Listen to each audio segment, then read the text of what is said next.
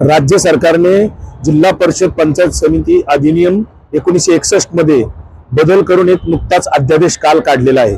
खरं तर विधिमंडळाच्या अधिवेशनात त्या संदर्भात चर्चा न करता अध्यादेश काढायचा आणि स्थानिक स्वराज्य संस्थांच्या ज्या आता निवडणुका सुरू आहेत त्या निवडणुकीमध्ये ज्या उमेदवारांच्या काही तक्रारी असतील, समजा एखाद्याचा अर्ज बाद झाला किंवा त्याला काही अपील करायचं असेल, तर आता इथून पुढे निवडणूक आयोगाच्या किंवा निवडणूक निर्णय अधिकाऱ्याच्या निर्णयाच्या विरोधात कोर्टात जाता येणार नाही अशा पद्धतीचा अध्यादेश काढून प्रशासनाने सुद्धा त्याच्यामध्ये मान डोलवून सरकारच्या होला हो मिळवत हा चुकीच्या पद्धतीने हुकुमशाही पद्धतीने अध्यादेश काढलेला आहे।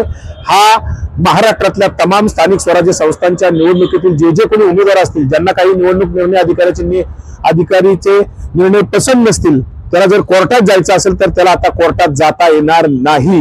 ही सरळ सरळ हुकुमशाही आहे।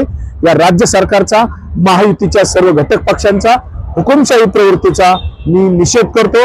राष्ट्रवादी काँग्रेस शरदचंद्र पवार पक्ष या निर्णयाचा तीव्र विरोध करत आहे।